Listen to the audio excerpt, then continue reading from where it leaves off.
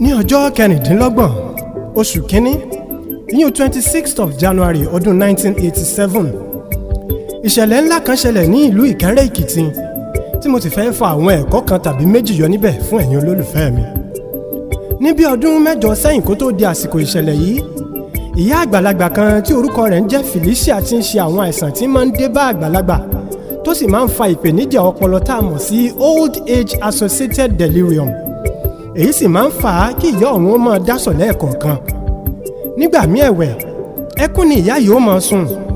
nígbà míì sì rèé bẹ́ẹ̀ èèyàn bá kọjá lẹ́nu ọ̀nà wọ́n lè bẹ̀rẹ̀ sí ní bú onítọ̀hún láìṣe kó ṣẹ̀ wọ́n tẹ́lẹ̀. èyí ti jẹ́ kí àwọn ará ilé ọkọ ìyá yìí ó ti bẹ̀rẹ̀ sí ní fojú àjẹ́ wò wọ́n. gẹ́gẹ́ bí ìwádìí tí mo ṣe pẹ̀lú ohun tí ọ̀kan nínú àwọn adájọ́ tó gbọ́ ẹjọ́ náà nígbà tí ọ̀rọ̀ náà pàpàdé ilé ẹjọ́ kọ, wọ́n bẹ̀rẹ̀ sí ní fi ebi pa Madam Felicia yìí. ọmọ rẹ̀ obìnrin ló máa ń wá ibẹ̀ láti wá gbé oúnjẹ fún ìyá yìí lẹ́ẹ̀kọ̀ọ̀kan. nígbà tó yá, àwọn ẹbí ọkọ ìyá yìí sọ wípé àwọn ò fẹ́ ìyá yìí ní ilé ọkọ rẹ̀ mọ́ kí àwọn ẹbí rẹ̀ wá gbé. wọ́n fa ọ̀rọ̀ náà títí tó fi dé ààfin ọba o. níbi ìpàdé tí wọ́n ṣe ní ààfin ọba lọ́jọ́ náà lọ́hùn-ún ni gbogbo wọn ti wá panupọ̀ pé kí wọ́n wá gbé Madam Felicia kúrò ní ilé ọkọ rẹ̀. nígbà tó wá di 26th of January ìyún ọjọ́ kẹrìndínlọ́gbọ̀n oṣù kínní ọdún 1987 tí mo sọ níbẹ̀rẹ̀ yìí, ní ọwọ́ aago méje alẹ́, ẹni ọmọ ìyá yìí tí mo ló máa ń wá gbóúnjẹ fún tẹ́lẹ̀tẹ́lẹ̀ wọn ó wá pẹ̀lú ọ̀kan lára àwọn mọ̀lẹ́bí ìyá rẹ̀ láti wá gbé. ọmọ Madam Felicia yìí ń ló pọn màmá rẹ̀ sẹ́yìn gẹ́gẹ́ bí ẹni tó ń pọn ọmọ kékeré. bó ṣe wá ń jáde lẹ́nu ọ̀nà báyìí, ẹni ọ̀kan nínú àwọn ẹbí ọkọ màmá yìí tí orúkọ rẹ̀ ń jẹ́ Ezekiel bá bọ́ta ló bá ń pariwo, àjẹ́, wọ́n ti ń gbé àjẹ́ lọ o. gẹ́gẹ́ bí ọ̀rọ̀ tí ọmọ ìyá yìí tó pọ̀n sẹ́yìn sọ ní ilé ẹjọ́, Ezekiel bá tún súnmọ́ ọmọbìnrin yìí, ó fa aṣọ tó fi pọn màmá rẹ̀ tí èyí sì fà á kí tọmọ tìyá ó ṣubú sílẹ̀.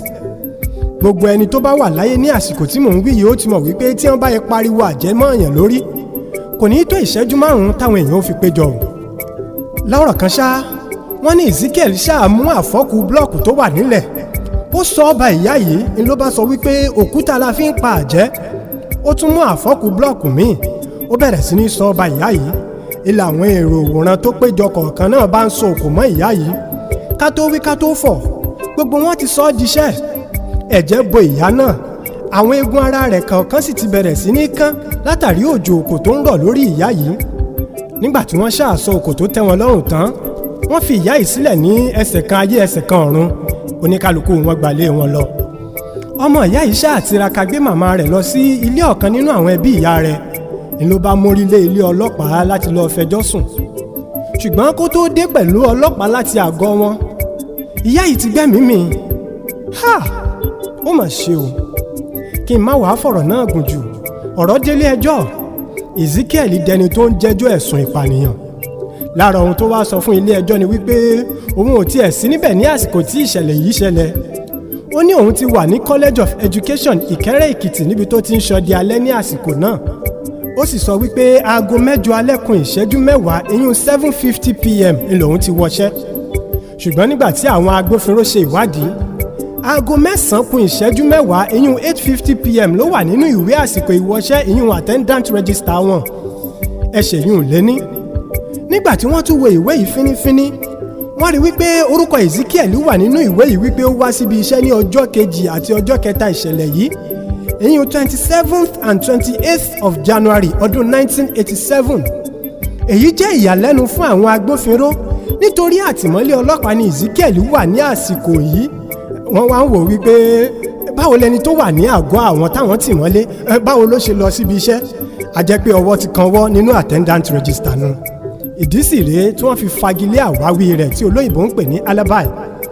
ilé ẹjọ́ dá ẹjọ́ ikú fún Ezekiel ní ọjọ́ 15 oṣù kẹrin ìyún 15th April ọdún 1988.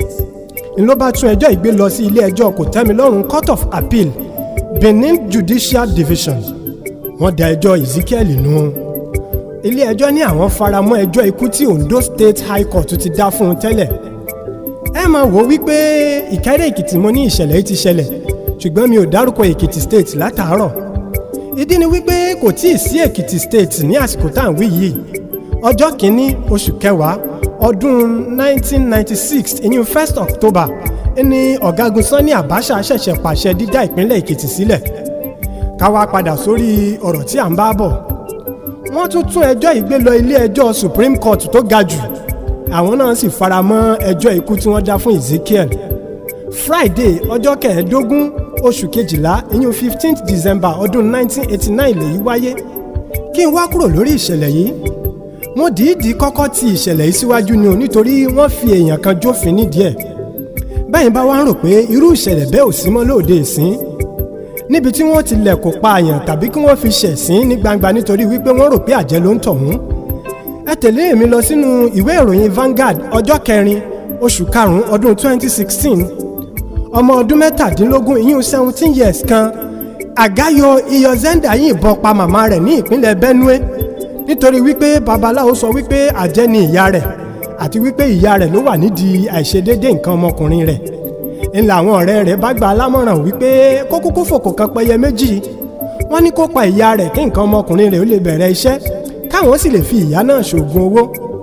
ohun tọ́mọ 17 years ń fi owó ṣe àti nǹkan ọmọkùnrin tó lágbára tó bẹ́ẹ̀ ní àsìkò yìí ni òye mi o. ní oṣù kọkànlá ọdún 2021 tó kọjá yìí, Ọlọ́run ló fi ìjọba ìpínlẹ̀ Ọ̀yọ́ ṣe gàrí tíra ìyá Sílífàt Ọláwálé tí wọ́n jẹ́ ẹni ọdún 74 74 years nígbà náà. ọjà Bódìjà ni ìyá àgbàlagbà náà lọ níbi tí wọ́n ti ń gbàárù kí àwọn kan ó tó kígbe àjẹ́ lé ìyá yìí lórí. wọ́n ti fa aṣọ màmá náà ya wọ́n sì lù ú, wọn ìbá pa ìyá yìí tí ò bá sí àgbálẹ̀ ìjọba.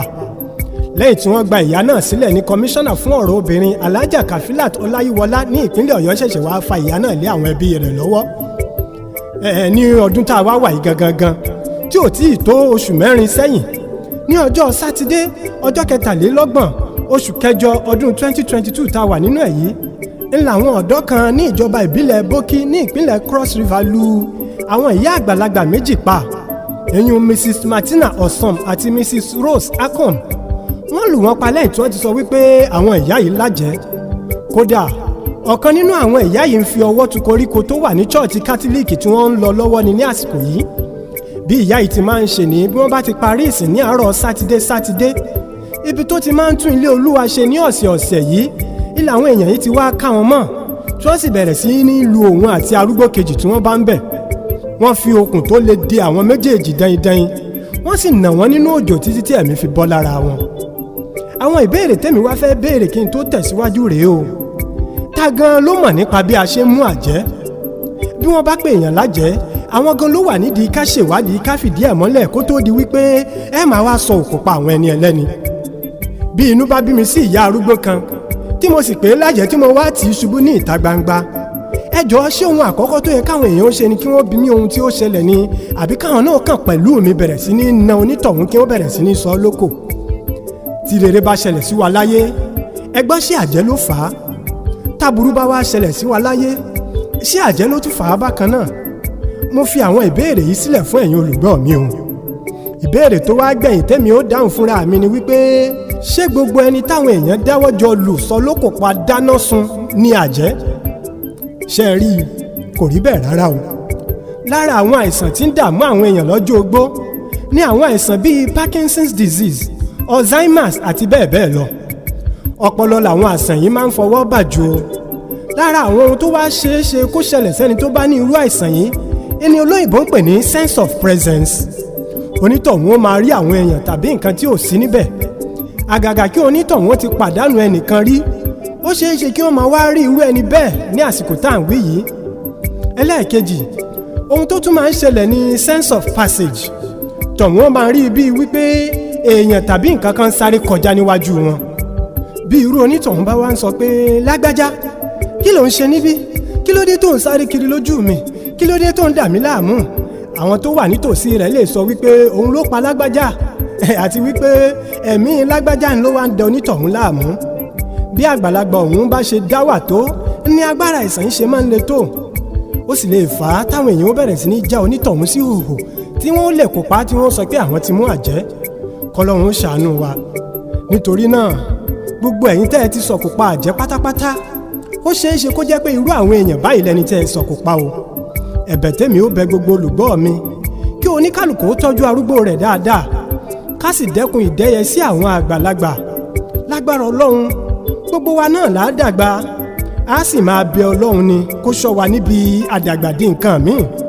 Ṣùgbọ́n kò sẹ́ni tó tì mọ̀ bí alẹ́ tòun náà ó ṣe rí. Gbogbo ẹ̀yin babaláwo èké, wòlíì èké, àfáà èké àti pásítọ̀ èké náà tó jẹ́ pé gbogbo ẹni tó bá ti bá ìṣòro déwájú yín lẹ́ ń sọ fún wọn wípé àjẹ́ ni ìyá wọn àti wípé ìyá wọn ló ń ṣe wọ́n. Ẹ̀yin náà bẹ̀rù yín níbodè.